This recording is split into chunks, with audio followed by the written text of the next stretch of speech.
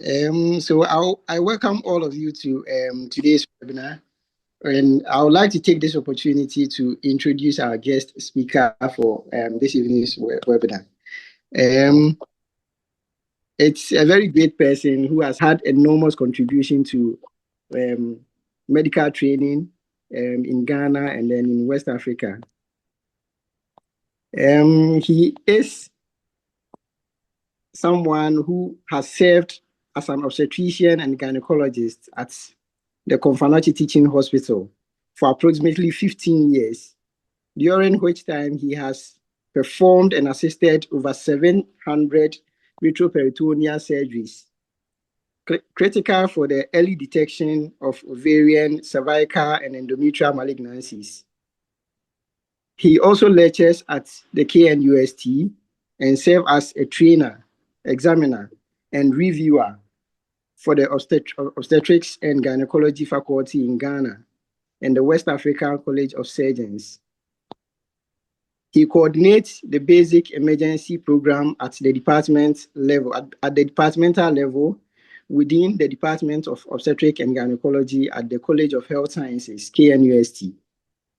He is a goal-oriented, funny, decisive, and a team player with superb leadership skills. He has obtained certification in cancer clinical trials and in ethical considerations regarding human subjects in research. His pioneering research on gynecological cancers in Ghana has been published in several peer-reviewed journals. He has more than 30 scholarly papers, his researches interest in ovarian cancers and peritoneal surface malignancies. He is a member of the West African College of Surgeons, also a fellow of the West African College of Surgeons, and then a member of Ghana College of Physicians and Surgeons, and also a fellow of the Ghana Physicians and Surgeons. He's in the person of Dr. Kwabena Amo-Antwi. Boss, you are welcome to today's presentation. Thank you, Dr. Yanni. I'm so elated to have such a wonderful intro. Today, I think that there are a few people that are important in this exercise. I would have my utmost gratitude to the Dean of Medical Student School, who through his initiative is making this a reality and the way the university needs to kind of give it back to the society. On that note, and then there are a few people who have also made this happen. The backroom staff of Walter Aiden, the residents or the fellows at the unit of Gynecologic Oncology Kwabena, and others who are also in the shadows but would not want to be mentioned.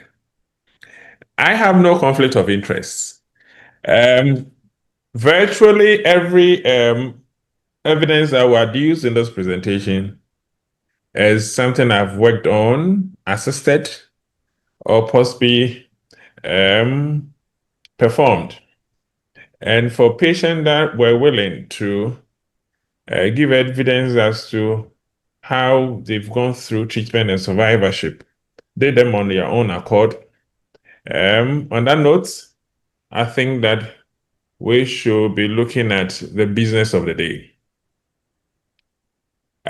With my work as a gynecologic oncologist, I've seen so many things come face to face with the realities of ovarian cancer. The highest in the land, typified by then a young girl who was an SS graduate. What they had in common was the end. They succumbed to ovarian cancer. They saw their life slip beneath their hands. And this is quite a journey that Unfortunately, it comes with a fog of uncertainty. It can happen to almost everyone you know as a woman, be your daughter, be your mother, be your sister. The estimation is that 1 out of 70 will have the disease, which is quite an ominous one. And 1 out of 100 will die with the disease. The unfortunate bit is that it's known that the populations domiciled in Northern Atlantics, the North Americas, the Western Europe, are more prone to it. But when you migrate to those, and then the frequencies are low within the sub-region, and specifically people of Afro-Caribbean descent. But when you migrate, your risks of having the disease also increase or escalate, which means that there's both a genetic and environmental factors that moderate or play to have or affect the incidence of ovarian cancer. The unfortunate thing is that based on this fog of uncertainty, so much about things of concern ovarian cancers that we know, we tend to call it the silent killer, in a sense that it doesn't give much of even a sign. When it give a sign, typically we call it a whisper. I don't feel all right. I feel bloated. There's just the onset, this tension that I'm experiencing. There's just kind of vague pain. And majority of clinicians or prescribers will miss them. And I must say, over a period from 2013 up to 2024, I've seen quite a number of cases, close to 500 and something ovarian cancer cases. If you look at those that came with epithelial cancers, over 8 out of 10 were cases that presented with stage 3 or stage 4, which means it's late. And none of them presented in the first 3 months.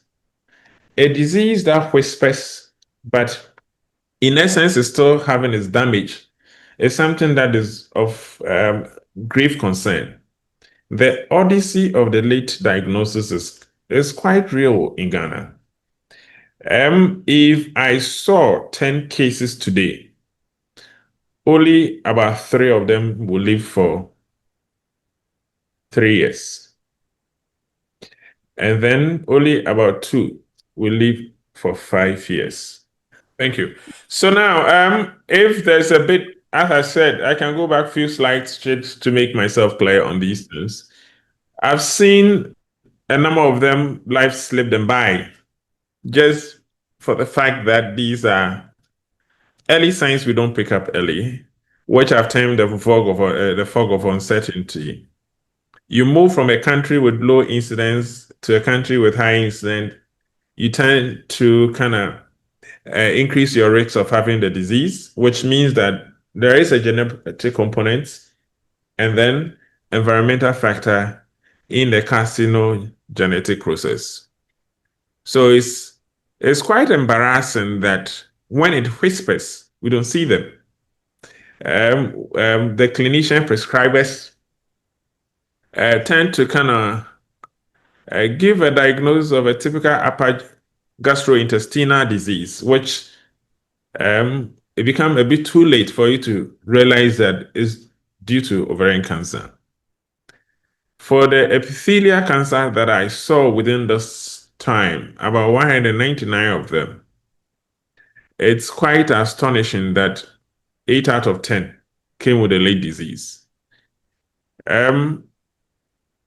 What makes it even more bizarre has to do with the fact that none of them presented, close to 6 out of 10 presented after 3 months.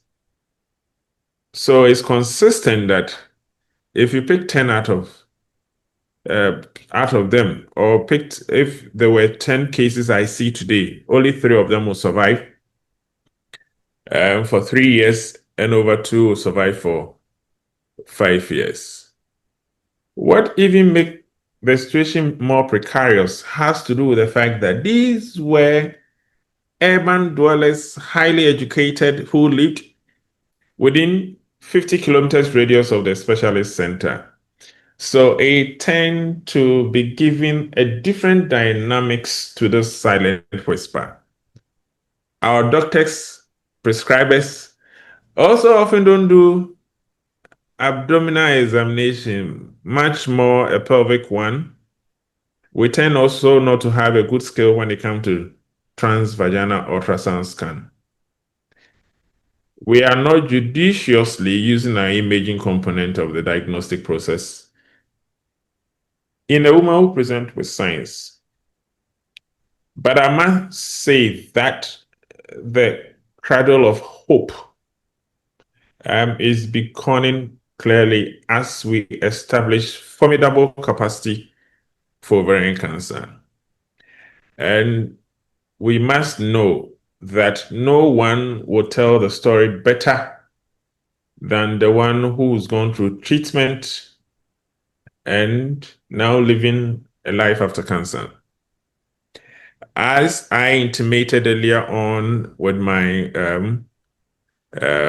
conflict of interest, I have a number of survivors who are ready to be part of the bandwagon to bring that level of awareness to the population to help in early detection.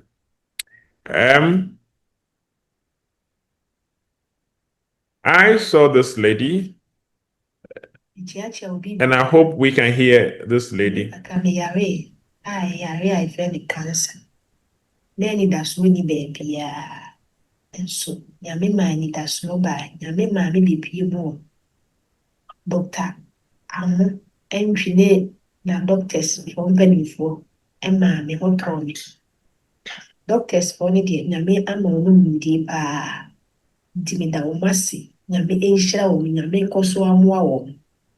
Na how Yalis I are any being so. And my wababoom, and my young show. Now could you more. Saa doctors for na maybe Budina, Yami before so as how we are.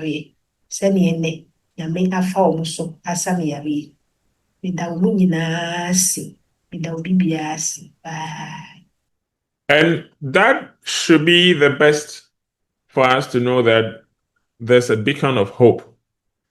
With the organization I work for, and then there is a horizon also that is seen to also champion and assist women with female or people with female genital cancer and childhood cancers, and then Walter Aiden Specialist Clinic in conjunction with any other partner who would want to kind of sell those stories so that we reach out to where the help is needed most.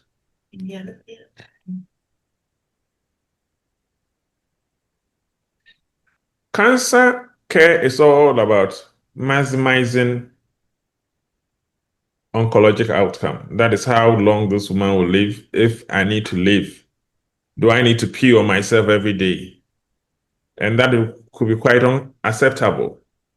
And it must be said that this hope is also emanating from the fact that there are constellation of specialists, each with diverse ability, that are coalescing to bring out this outcome out of these patients. And it's time to reason that if this is not cardinal in your management, often we don't get a good. Wherever you are as a prescriber, you are still dependent and then relied on, and you can still be part of those tumor board discussions on patients that you see remotely. We've dwelled on faculties, local faculties, international faculties, non-faculty members to discuss cases pertaining to ovarian cancer. The whole business about ovarian cancer has to do with the fact that you need to maximize your effort in concentrating on those that are truly having the cancer, which it means that the first bit of the assessment is to make sure anything in a semblance of a benign tumor is taken out of the equation so they can have time for those that are malignant. You can explore the abdomen, be able to treat and allot the woman to a specific stage. There are times where you may have to just take a bit of the tumor, give chemotherapy, and then depending on the response, you follow it up with an interval laparotomy, which should also include staging. And then later, you give chemo. Irrespective of these two, decision on additional treatment and maintenance treatment has to be essential in terms of maximizing the outcome for survivor or, let's say, quality of life. And it's so important for us to have still the contact after 6-7 years of someone who had survived. Means that there should be an active patient navigation for those that are through going through and have gone through treatments.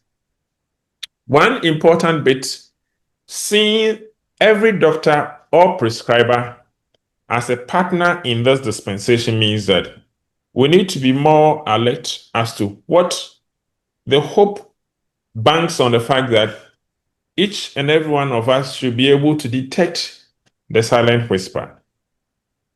Majority of them will present with you, all of a sudden, I feel that my tummy is getting bloated. That's the only thing they will tell you. Or they can tell you, I have a mass, I feel a mass a bit. And these are women who are virtually less than 50 years. And this is the same time that we also treat people with other conditions such as fibroid endometriosis, TB of the abdomen. But we need to know that if anyone who presents to you with these symptoms, you need to have the highest level of suspicion. Other than that, you treat the woman as a peptic ulcer or any other upper abdominal condition. One most important risk factor for someone presenting with abdominal dystocia, any of these complaints, has to do with a family history. Should any of the proband, any of the first degree relative, being a sister, a mom, a cousin, ever had any form of cancer, that's to start with. And then it makes it even more compelling if there's a history of breast, ovarian, colorectal carcinoma, or any of your uncles has ever had prostate cancer. Down the journey, we used to think about having a familial predisposition as something that is more domiciled in the West or among the Ashkenazi Jews. I managed a case about 4 years ago, it should be more than 4 years ago, where this woman had breast cancer.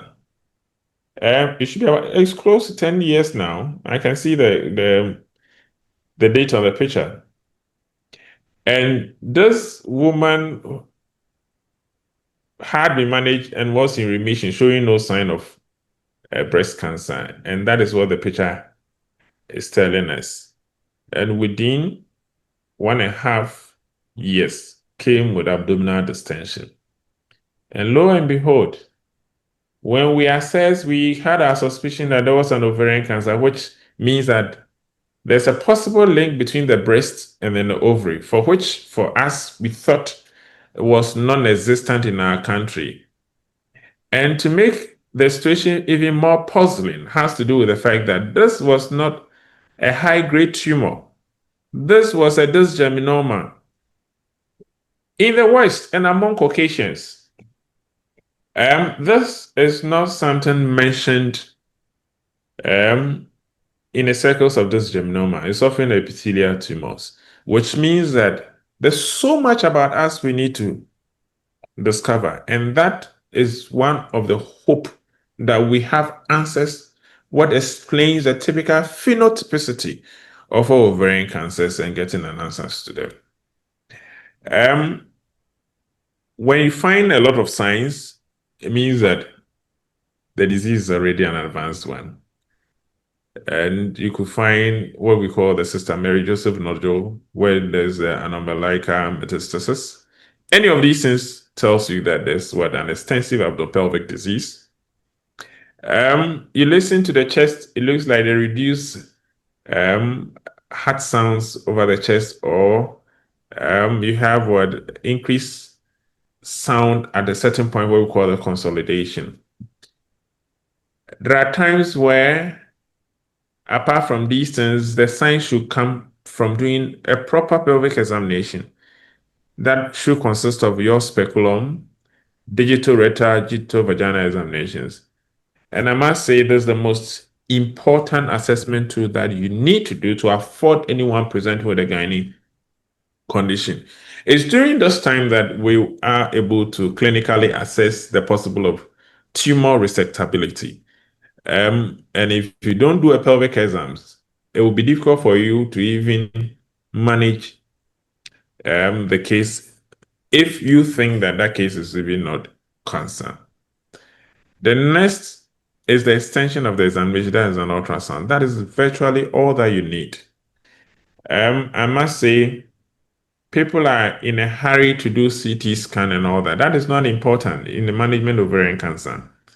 The only time where cross-sectional imaging is important is when your pelvic examination has intimated that there's a need for proper delineation of tissues, or there's a suspicion of advanced disease for you to review areas that will preclude the possibility of the surgery, upfront surgery.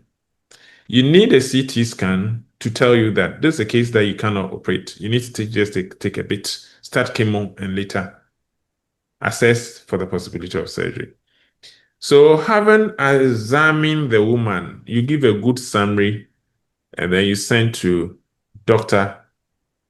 Ankama, or we establish a capacity in each of the hospitals, especially for transvaginal ultrasound. You must be clear in your request. For example, I have seen a 57-year-old woman who has given birth twice, who presented with 3-month history of distension. She's unable to eat now. It feels nauseous. When I look at the service looked normal. There's a bit of fullness in the pouch of Douglas. There's something that, please indicate to me whether there are masses in adnesa, in the lower part of the abdomen. If there is, tell me where they are, whether it's on the right or it's on the left. If there is, assess the solid component for me. When you do, find out whether it shows activity, that there's so much blood going into it. Now, is there a cystic part of this lesion? If there is, are they separated into chambers, which we call the multi-ocularity? Are there any other things I see in the abdomen which looks like there are diseases coming from the actual stuff? Now, is there an ascites? Any of these things should give you a reason to further triage these findings and find out. The emphasis on the use of transvaginal probe has to do with the fact that it's essential for the management of ovarian cancer. It's way better in terms of its usefulness compared to cross-sectional imaging, which is cost prohibitive. And that establishing a capacity of vaginal probe usage in terms of ovarian cancer management should be something that we all need to look up to in terms of being able to kind of go along with the hope that we can early detect and then treat these women. It's often easy. When a disease advances, it's easy to, detect it. There are signs that will show when there's uniocularity. The cyst that you see has no divisions in it. And then there's a reflection at the back, which looks more like the moon, which is the acoustic shadowing. All these things will point down to the fact that there's a benign disease. And often there's a woman who, when you take the scan, they don't have any ascites. When it happens like that, there's a room for us to have a shared care. And the role of ruling out and managing the benign ones should be the sole prerogative of the periphery, the primary, the secondary. If you're not sure, then the patient need to be referred or something like that. When you're still doing the tumor, which is confined, but it looks like the tumor has a lot of separations. There are a lot of Doppler activity that show that there are a lot of blood going to. These are all suspicions that you need to know that there could be cancer. Now, when there's unilocular, non-septated, well-defined mass, and that woman who doesn't have any ascites, if the widest diameter of this lesion is less than 5 cm, you can just reassure and let the woman come back. For you know, typical premenopausal woman is an excess of what? Folliculogenesis, and it may be able to resolve in subsequent cycles. On the other side, if it's still unilocular and it's bigger than 5 cm, it's equal to or bigger than 5 cm, you still have a conservative approach to this management, but you need to have told this woman that there's a possibility that your cyst can undergo an accident, and that when it happens, you need to come to the hospital for surgical management. Now, any other imaging findings precludes the management of the case at a lower level, because the central focus of who you need to manage this case with has to be a team, which are often not available at the primary and the secondary institution levels.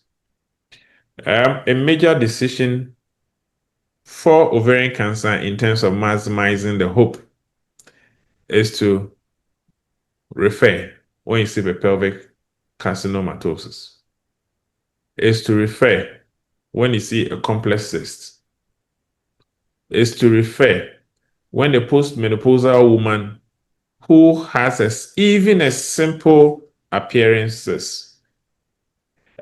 For people who have, or for the first and second level practice, if you have a bit of an experience with the use of these ultrasound-based algorithms, then you'd want to request for a tumor marker to find out whether there's a high risk that whatever you're dealing with is cancer.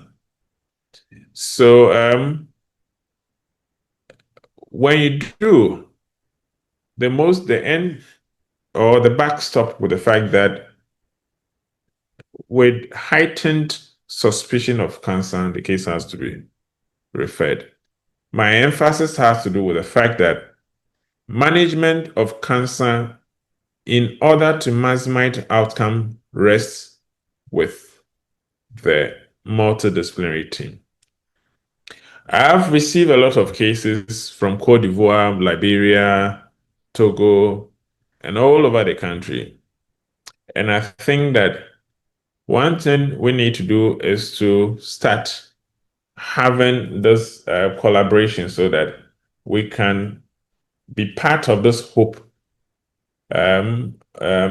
series, so that a woman can be afforded the best outcome, be given a tangible goal when it comes to management of ovarian cancer. A private institution that are forefront in this dispensation has to do with Walter Aiden Hospital, or Walter Aiden Physician and Surgeons Group, who are domiciled in Asqua, Kumasi specifically. We take cases from all over Ghana and then the sub-region. We've been around for a while. We think that the issue of giving an option to cancer care in terms of it's being done within the private system is something we are embarking on. I believe so much the fact that we will leverage on expertise within the public sector and then dwell on the qualities of the private sector to bring the best outcome for these women. Cancer can never kill and take a turn at treatment. All options need to be explored, whether it's private or public. There are public hospitals that are also in this quest. We have the University of Ghana Medical Center, Kwabena Amo-Antwi, Kolebu, Bator, and then a whole government hospitals. All of these can have, capacity for the management. The business at the cancer center has to do with few important decisions, which all is to help guide outcomes or make outcome better. We will further triage this tumor and see whether it's duly an ovarian cancer. There are times where you realize that CA125 is normal, but know that there are a whole lot of tumors that can also behave, or we call them, they will masquerade as ovarian cancers. And when you have an ovarian tumor going to the colon or colon coming to the ovary, it's advanced. So, which means that these are cases that we need to be scared about. When the CA125 appear normal, there's a need to do further assessment. It may require upper or lower GI endoscopy to find out whether there are any lesion in the lower tract, gastrointestinal tract, or the upper gastrointestinal tract. There are times where you need to do CT to find out whether the head of the pancreas, the gastric antrum, or let's say you have diseases involving any of the gastrointestinal or tract. There's an important, I always say the brain only sees what, the eye only sees what the brain has provisioned. These are at a point where it's so critical for determining resectability of the tumor. And then there are times where, because of other comorbidities, the patient is not operable. And these are decisions that would impact outcomes and oncologic outcomes. And importantly, we would also want to kind of give our patient tangible goals. The extent of your disease, I think that we will do our best to give you a good outcome. And that would depend also with consultation from other people who help with the management of the case, who are also part of the multidisciplinary team, we will call the tumor board. In terms of the outcome, the patient unique features will determine the type and then the extent of the surgery we need to. There are times where our back is against the wall when you have a DVT. We need to insert sleeves that will prevent, translocation of water clots to the upper part of the body. And these are things that would often affect the timing, the type, and the extent of surgery you can do. Decision on additional treatment. If I'm able to stage, how am I going to plan the additional treatment? Must I also start importing or arranging for the medication, especially became necessary around the time of the COVID? Is it possible for us also to rope in a lot of care in terms of the support at home, hospice. These are all things that need to be taken care of in terms of what affording the woman the best outcome. If I think that your disease is advanced, now we are looking at homegrown opportunities of just doing about 3 cm up the umbilical, 3 cm up down the umbilicals, be able to look into the abdomen, make sure we just pick a bit of the disease if you think the disease is advanced. Start you on chemotherapy. If you show enough an objective response, then we will come back and operate and then give additional chemos. And this is becoming a hope-driven activity in the global south, where majority of our disease are so advanced. These are some of the stuff you would want to is planned within the ambient of the multidisciplinary team led by the gynecologic oncologist.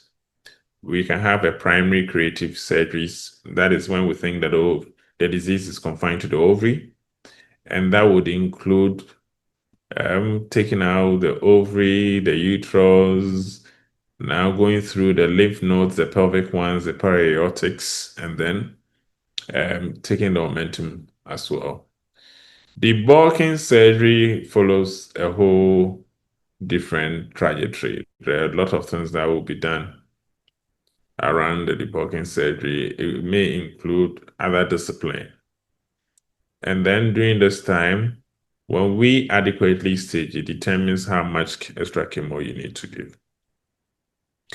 The surgery can also be done in a woman who is pregnant.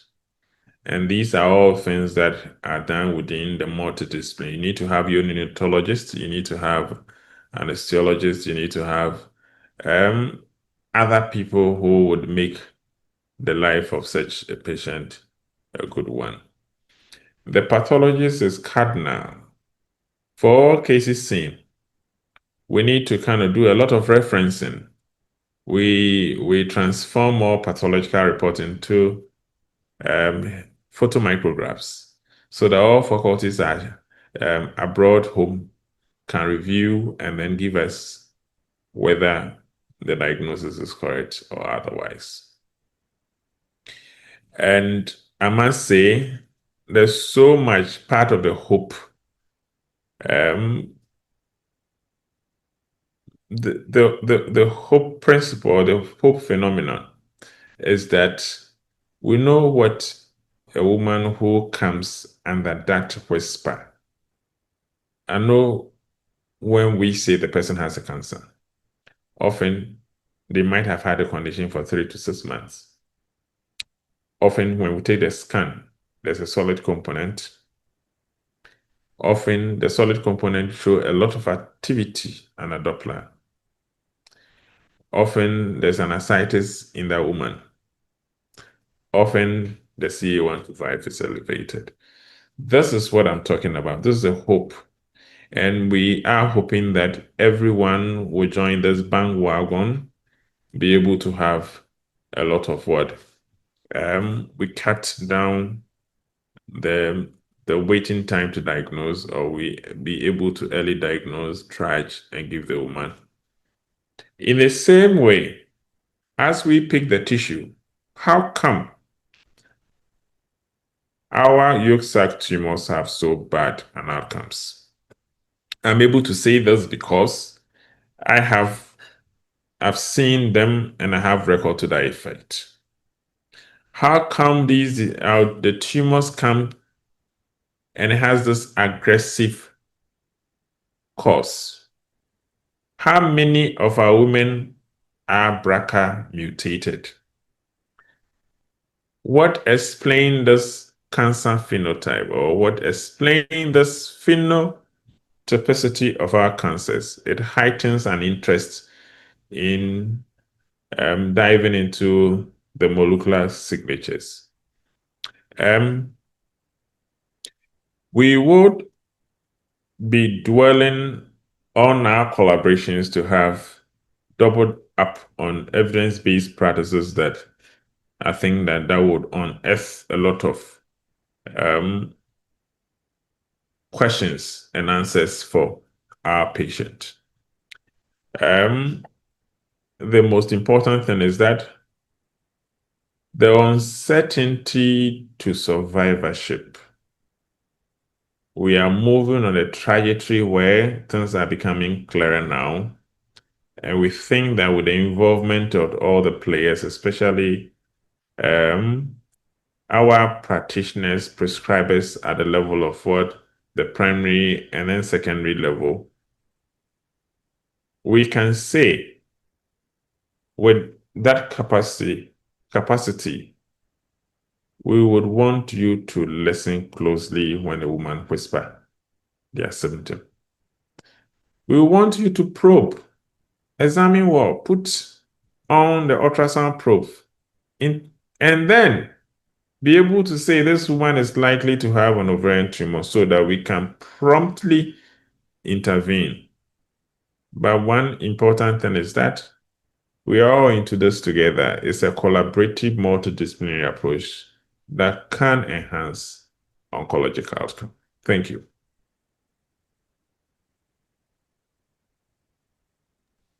Thank you very much, boss, for such a wonderful and insightful presentation. Now I'm open to any question anyone would want to ask. Okay, so the floor is open for questions. Anyone who has a question can raise his hand and then ask his or her question. I have few in the chats. One is Dr. Patrick Ademi. Slides, please. Can't see slides. I hope you saw it at the latter part of the presentation. Okay. Not much to respond to, but we will still give the next 10 minutes for anyone who would want to kind of ask any question on this. If you want to be part of the HOPE vehicle. So there are a few parts that are important to me. I would go back, and that has to do with the fact that we need to be able to detect the whisper. The whisper lies in the woman who is noticing for the first time that the abdomen is extended. The whisper lies in the fact that there is a component of the cancer that is running along the family. If you've ever had anyone with cancer, be it breast, ovary, colorectal, any cancer of the nasopharyngeal system, cancer is the same. They are just at different points of the body. Now, for the one who manages these patients, I think that it's important to do an abdominal examination, be able to do a good scan. And then at that point, ask yourself that, have I given enough summary to the sonographer to be able to give me good findings? When that thing is done, then the findings that point to the fact that it's likely benign, although it's a difficult call. But I think that based on the cases we've seen, the district is doing quite a good work in terms of the case they manage. And then those ones are doing very well in terms of the surveillance data we have.